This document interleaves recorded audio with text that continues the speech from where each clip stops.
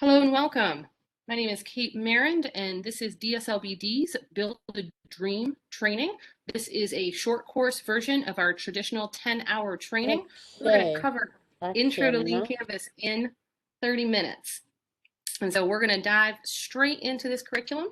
I want to say a quick moment first about entrepreneurship and what we believe at Inno.ed and what we believe at DSLBD. Entrepreneurship can be hard, but it is for everyone. Anyone who is interested in building their dream, whether it becomes their full-time job, whether it is their passion project, there are ways for people to use the entrepreneurship and business framework to help advance their dreams and to help build their communities and to build wealth for their families. And so within that, this is just a little bit of an overview of what we're going to do today. We're going to tell you a little bit about the full curriculum for Build a Dream. We're going to talk about how this short course version is going to work. And then the rest of it, this is all from the curriculum. We're going to share the link if you want to see the full packet that is available for download on our website. But as we jump in, I'm going to ask my colleague, Shannon Taylor, to say a little bit about us, about our team, and some of the other ways that you can connect with us. Certainly. Good afternoon, everyone. I'm Shannon Taylor, a member of the Innovation and Equitable Development Division within DSLBD. I am the DC Brands Coordinator, specifically coordinating the Made in DC program. And so the Innovation and Equitable Development Division, our team really strives through statutory programs as well as trainings, technical assistance to really connect businesses or support those businesses who might face barriers to entrepreneurship. And so a lot of what we do is putting on training courses like this, where you can get little nuggets of information and also connect with our team for a more in detail one-on-one session.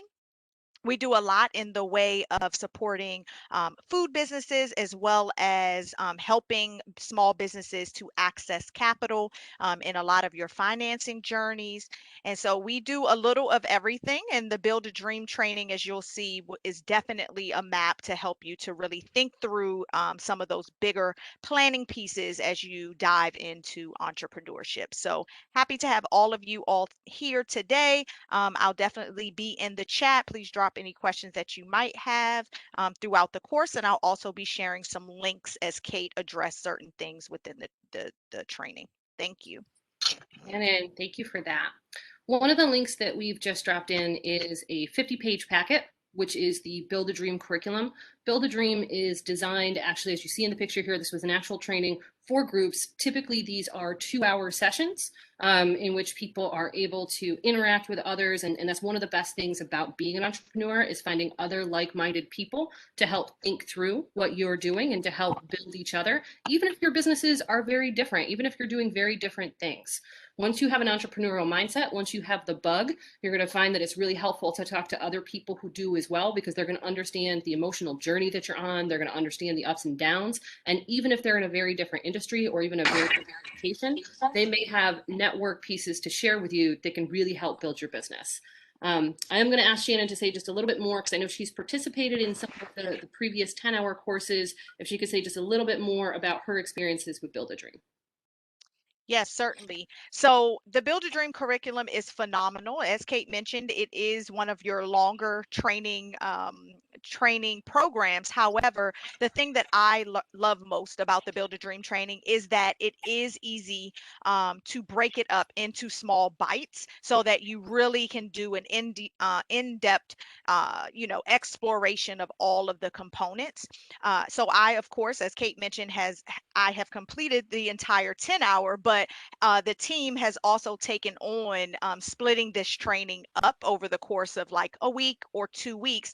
And I will just say that it is an amazing experience. I really encourage you all, although this is very short and a snippet, to definitely come back for the additional lunch and learns as we cover other parts of the training, because it really gets your mind going and really gets you in a framework to really explore a lot of different tools and different thought process tools for your business. And I think that is definitely important. So I know you guys will enjoy the session today, and hope that you will sign up to complete the entire course for your business. Thank you so much. So one thing we're going to say about the short course version, this is very similar to how we have done Train the Trainers, but anyone can take the full curriculum and teach a course or run the course themselves. So as we go through the short course version, we're not going to run any of the breakout sessions that we would typically run, but we have instructions that are embedded herein if you want to go back and either read the full curriculum, read this PowerPoint, or watch this video so that you could run a full 2-hour presentation on this in a group and get that full experience if you're looking for it. So the first thing that we really start with in Build a Dream is thinking about myth busting and thinking about why our dreams matter. And so one of the first things that we would typically do in a group, and we would invite you to do here in the chat, is if you know a myth about entrepreneurship that you think is wrong and that you are looking to challenge, we would ask you to place that. A lot of these myths, there are many of them. You know, some of those myths are that only some people are good at business. We think that that's a myth. Some myths is that, you get to set your own hours. You kind of do, you kind of don't. There are a lot of different myths. And, whatever those are that you're looking to challenge, please share those and please think about those, because that's part of how we set our mindset. And then the other piece that is really important, and this is about getting to your why, is that your dreams matter. When you're building a small business, this is your passion, this is your dream. And so it is wonderful to share with yourself and with others what that dream is. You may not be able to achieve the full pieces of that dream quickly. It could take you a year, it could take you 5 years, it could take you 10 years. But you are always working towards that why, you are always working towards that dream, and you're keeping that front and center as you build the pieces of it as you move forward. So I invite everyone to share that in the chat if you have a myth or if you want to share your dream. And that's what you would do if you were doing a full session. Everyone would do that in person. Everyone would share both of those pieces. And then we would jump into teams and roles. One of the most important things to think about when getting started with a business is who is on your team. They may be on your team as you are starting a business in a group, or they may be on your team that you are wearing multiple hats, but you have people external to the business who are going to support you. But there are a lot of different roles in a business, but we're going to talk about these 3 that are very important, that no matter what the business is, someone is doing these things, or if you're a solo entrepreneur, you are doing all 3 of these things. So the first one is the CEO, the corporate executive officer. Every business functionally has one. Now, the CEO, sometimes we think of them as like they're the guy in charge or the woman in charge. They're the person who makes all the decisions. That's not necessarily true. The true role of a CEO is to sell the company. They're selling the vision of the company to people external to the business and people internal to the business. And so they're always talking about that vision. They're always looking to engage with people. There's another important role, and they make a different set of decisions for the business, and that is the chief financial officer. Hopefully your business is making money. And if it is not yet making money, if it's working towards making money, money is always a very important component in your business for thinking about how it works. And the chief financial officer manages the money, whether that's debt that you're taking on, whether that's revenue that's coming in, but you are projecting what is going to happen in the future. You're making sure that you're thinking about whether or not the company is going to be profitable, and you're making sure that you can actually pay all of those bills. One of the most important bills is if you have staff, if you have employees, you have to pay your employees and you have to pay them on time. But there's another really key role, and that role is the chief operating officer. So it's great to sell the business. It's great to watch, sort of how the money is working, but someone has to get the actual work done.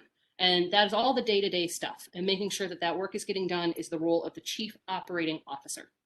Now, one of the things that we would talk about in a group, if we were having a lot of back and forth, is thinking about how people would make decisions between the 3 of these, or how you make decisions if it's just you, but you have to look at the business with these different lenses. If you are a solo entrepreneur and you only look at your business through one lens, you're not going to get the value of the other perspectives. And so these perspectives all matter a lot. And so this is another space. I'm going to see if Shannon wants to add a little bit in. One of the most consistent questions, is it better to start a company alone, or is it better to start a company with a team, with partners? I don't know, Shannon, do you have anything to add in on what the answer to that question might be? Yeah, so I get this question a lot. And to Kate's point, I think it can go both ways.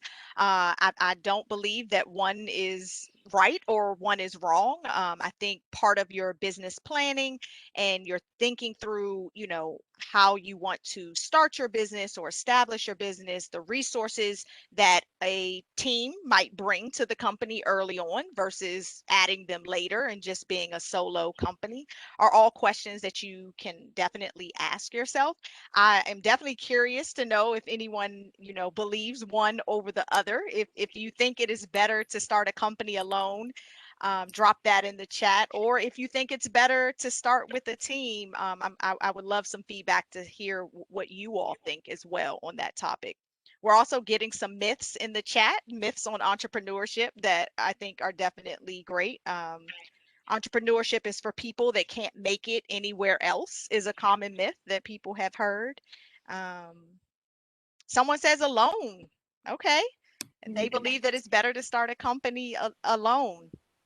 Yeah. Share definitely in the chat, drop and share why you believe that. But again, there is no correct answer. You just really need to discuss the pros and cons to really make a determination in what is the best way to do that. And so if we were doing the full 2 hours, what you would do is you would have a 10 to 15-minute conversation on this because it's a really important topic and people bring up a lot of really important points. One piece that people have often mentioned is that when you go into business with someone, it can be almost as intense as a marriage. You are making joint decisions and it can go really well or it can go really wrong. And so, it's about coming up with, not only is it a team or not a team, but is it the right team? And then there's also the recognition that even if you're doing it yourself, you will have people external to the business who are functionally on your team and they're functionally supporting you in different ways. And then that gets us to the bonus role that we would have, because in this workshop, if you do this with breakout groups, everyone will be breaking out and playing one of those roles. But there's another very important role in a business, and that is of the investor. And sometimes we really think of investors as providing capital. We think about Shark Tank, they're going to put money in. And capital is always important, but an investor should do a lot more than put money in. And an investor doesn't have to put money in. An investor is someone who really cares about the business. They're helping to support the business. They're opening up their network. They are providing their ideas and helping the business along. And so no matter how you're starting your business, you should be thinking about who is that group of people around you. They can be friends and family, they can be new people you meet, they can be other businesses, but who is investing in your business and how? So we're going to switch it up a little bit and talk a little bit about what is an entrepreneurial idea. This is sort of a next building block. After you think about your team, what is the idea of what your business is going to do? And as we get into the lean canvas, it's premised on one simple idea. Entrepreneurial ideas solve problems. It solves a problem through a product or a service that someone is willing to pay money for. And so, a good example, sometimes you're like, well, maybe it's not a really big problem, but I'm still going to sell this product. If you want to think, our director of our agency previously ran a cupcake truck that many of you might be familiar with. And, the problem that they were solving is that people wanted better access to cupcakes or sweets or something, at a time and place that wasn't previously available. So the problem doesn't have to be a world-changing problem. It is a problem that someone is willing to pay money for a solution for. And so that's all it's about. It's about finding someone who can help pay for that, cover your costs, and give you some extra for profit. So we have a few examples. There are many examples. This is just to kind of get the ideas flowing. And so within that, one really common way, the lean canvas sort of comes out of the tech world. And so you see a lot of tech examples, but it works for any business. But the on-demand services, I think we are all now very familiar with Uber, Lyft, Airbnb. The problem that they were solving was making connections between someone who needed a product and a service and someone who could provide it. And so they sort of came into the middle of that. They're not providing the driving, they're not providing the home, but they're providing the connection point. One really common one, we already used this as an example, food or beverage. Everyone has to eat. And so figuring out how you're solving a problem by getting someone access to food or beverage, and to have a successful food or beverage business, you're going to have a really good theme, but you're going to have to manage really tight cost margins to make it successful. One we love to put forward, it's a little bit different now during COVID, but event management can be a really easy way for someone to get into business, not because there are a lot of specialized skills to it, but because there are always a lot of events Even now, there are a lot of events, they're online, they look a little different, so it requires a lot of creativity. The last thing that we talk a little bit about, and we would spend some discussion in, is, there's a question that I usually ask people: is a nonprofit a business? What I have found training over 3,000 people is that to a person, just like we saw in the chat, everyone says yes.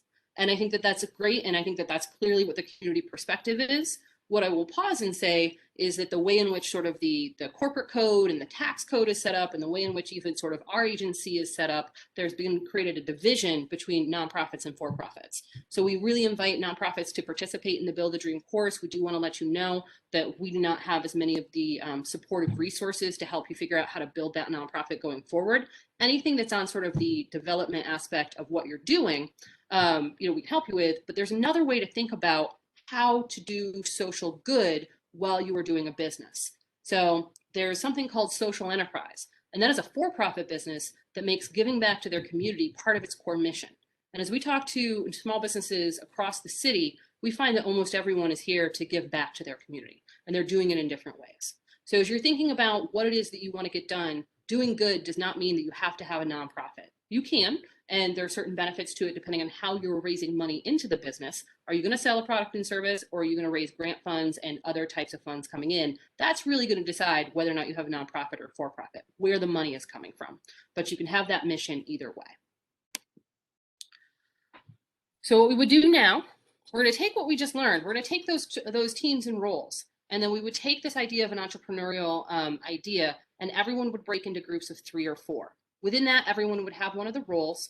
They would pick an idea, and then we would just have people start on the Lean Canvas. I'll give you a very quick description of it, but what people find is once they start filling it out in a team, it becomes very intuitive very quickly. So I'm going to introduce the Lean Canvas before I show it to you. The Lean Canvas is sometimes referred to as a one-page business plan. It is a logic model. And so it has the key pieces that you need to think about how a business model works. There are a ton of versions of the Lean Canvas. And so we definitely, encourage you to go online in order to be able to, sort of research the Lean Canvas, find the version that might work for you. There are additional books and apps and classes. There are lots of things that you can do to get into the Lean Canvas. We're going to use a very simple version today just so that you can see the basic functionality of it. But the idea is, before you write a business plan, things in your business are going to change. And so if you write a whole business plan on your initial idea, and then you start testing it out and talking to people, then your business plan becomes all wrong. So if you start with the Lean Canvas and the logic model, since it's only one page, when you learn new things or change your mind on something, it's easier to change, and it helps you get ready to build that longer business plan.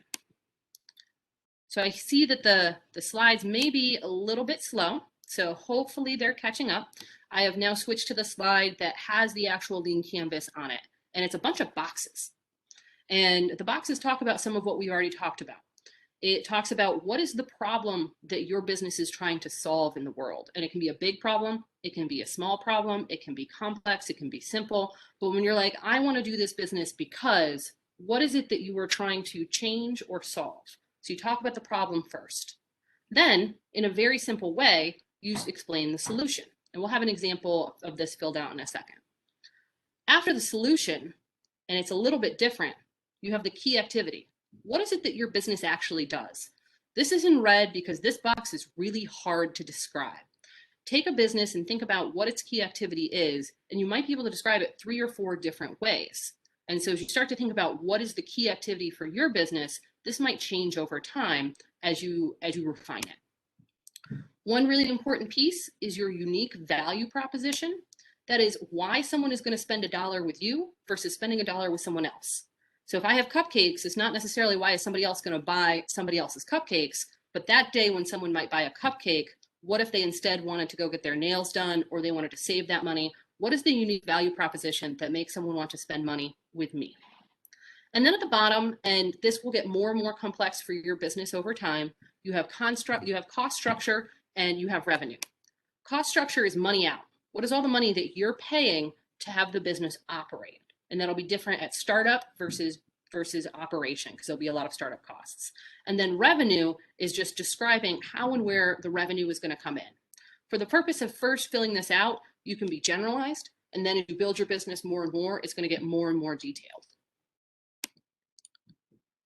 So people would break into groups for about 20 minutes and fill this out with whatever idea that they wanted to have. I'm going to spend just a quick minute showing this one that's filled out. I know we don't have a lot of time, but you can come back and read this a little bit more later. But this is an example of a lean canvas. And as you look at what I have filled in here, you could see that starting from the problem, somebody could go from that problem into a very different direction. They have a different solution, different unique value propositions, but everyone might be starting at a similar problem. But even the way in which you think about the problem, people might think about differently. And so you might end up changing that even though it's the same problem, you framed it differently.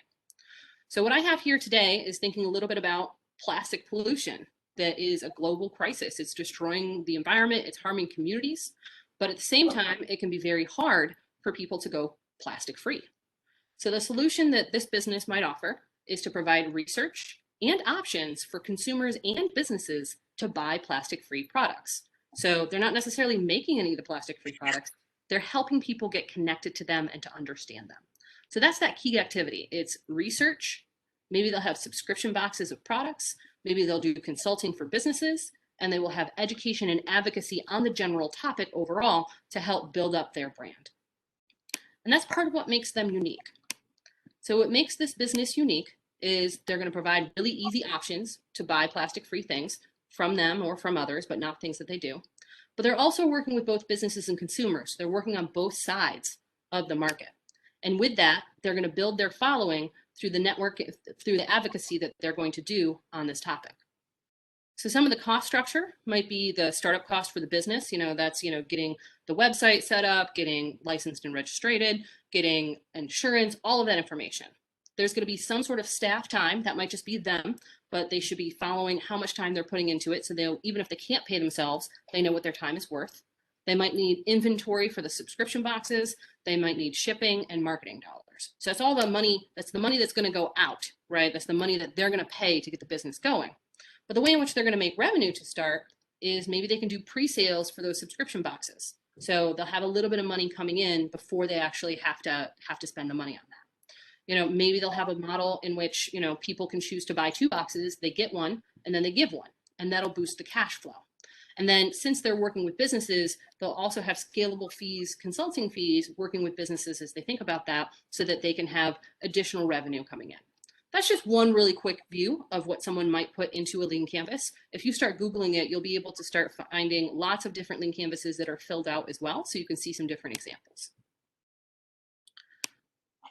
We jump from that. People spend about 20 minutes. They get great ideas, people that they've never met before, thinking about how am I going to build up this company that we just came up with. And a lot of people come up with very viable company ideas in 20 minutes. But then we're going to pitch. We throw people into the pitch really fast because they already know how to do this. They don't necessarily know they know how to do this, but you know how to do this. So pitching a company is just explaining to somebody else, what does your company do and why should they care? And it might be a different audience, right? So a customer might be different than an investor, might be different than a partner. So why they should care is how you attune that pitch. Now, if you're going to do sort of a pitch at a pitch contest, all of a sudden you have lots of theys, and then you got to cover all of the whys. But just getting to the basic elements is this simple. And so what you will do is you can read it right off the lean canvas, and you can do it by the roles that you have just selected or had. And if you're that person, you're still going to think about it in that framework. So the very first person who's going to speak in the pitch is going to be that CEO. They're going to talk about why this business is awesome and why it will work. They're selling it, but they're just going to talk about those 3 boxes across the top of the lean canvas: the problem, the solution, and the unique value proposition. And they can do that in less than a minute, maybe 2 minutes, but they can get through it really quickly because they're just going to describe those pieces. Next is going to be our chief operating officer. It's going to be a little bit more of a realist because the CEO is going to sell it. They're going to say, no, this is actually really possible. And they're going to explain a bit about the key activity and how it can actually get done. And then the last piece that becomes very important, both for investors, but also for you as a business to make sure that you understand that this is really viable, is the CFO is going to explain, how does this business make money? They don't need to go into every tiny detail of the money. The more developed your pitch gets, the more it can be there. But for a basic pitch, you're just going to explain the cost structure and the revenue model. So who is paying for what, and when is it going to start making money? And that is a basic pitch right there. It is as easy as 1, 2, 3. And so in the interactive workshop, each one of the teams, we don't even tell the teams that the pitches are coming while they're developing it. We just tell them to look at the page that has that on, and people are able to read it right off. And people are good at it, and you are good at it. So once again, pitching a company is just explaining to somebody else what your company does and why they should care. And you can think a little bit about who that might be. It might be an investor. It might be a possible employee, a customer, a partner, a buyer. And they can become more complex, but this is the core. It's just going through those things, and you can read it right off of your lean canvas when you first get started. So we got one more message that we really just kind of want to share about the lean canvas. You know, if you create a company model in 20 minutes, obviously you're going to need to do a ton more work on actually having that company model really make sense and be something that you can launch. Some people get started in a couple of months. Some people take a couple of years to build out their business. And we'll talk more about some of the next steps in the next session next Wednesday. But a really key concept about building a business is being able to pivot. You've probably heard pivot a lot this last year if you've been paying attention to anything that's going on with businesses, because due to the pandemic, lots of businesses, even if they've been around for 50 years, have had to figure out how to pivot. Pivot is changing the direction that you're in without fully abandoning where you are or who you are. And so you can think about pivoting on the dance floor. If you were facing one way, you're going to turn and you're going to face a different way, but you're not going to lose everything. And this is the concept of failing forward. Entrepreneurs make mistakes. Everyone makes mistakes. And you want to make sure that if you make a mistake, you try to reduce your risk so that mistake doesn't hurt you too much, but you're going to pick yourself up. You're going to remember the lesson from that mistake, and you're going to keep moving forward. And that is normal. And if you talk to entrepreneurs, everyone makes mistakes. And what we'll talk about next week is how do you talk to a bunch of people ahead of time so you can reduce the number of mistakes and reduce how painful that mistake might be. Part of the customer discovery we're going to talk about next week is how do you reduce those mistakes so that you can keep moving faster. And so I know that we went through this really quickly. I'm just going to say a little bit about what's coming in the next 3 weeks, and then we'll stick around after the recording in case anyone wants to stay for any questions. Next week, we're going to talk about customer discovery. This is about talking to 50 to 100 people about your business idea before you get started. And they're going to give you great advice, and they're going to help you refine it. And so how do you actually have those conversations? The week after that, we're going to talk about basic business financials. There's a ton of great information out there about how businesses could and should be managing their money, but there are 3 basic financial forms. It is a profit and loss statement, a balance sheet, and a cash flow statement, which are tools. And we're going to talk about how those tools work so that you can understand how to use them to help build the money in your business. And then what we're going to do at the end of the month is we're going to do a resource dump. All sorts of information. Our team works with businesses every day to share resources that are across the district. And so your ecosystem, we're going to have some resources prepared, but we'll also be ready to be on the spot. If you're looking for something to answer those questions, you're looking for these type of resources. So that'll be a great session to just hear about the many great things that are available to you for free across the district. So I just want to say thank you for joining Build a Dream today. We know we did this quickly. I am going to invite Shannon to end our recording. Thank you for everyone who's watching at home, and then we'll stick around to answer some questions.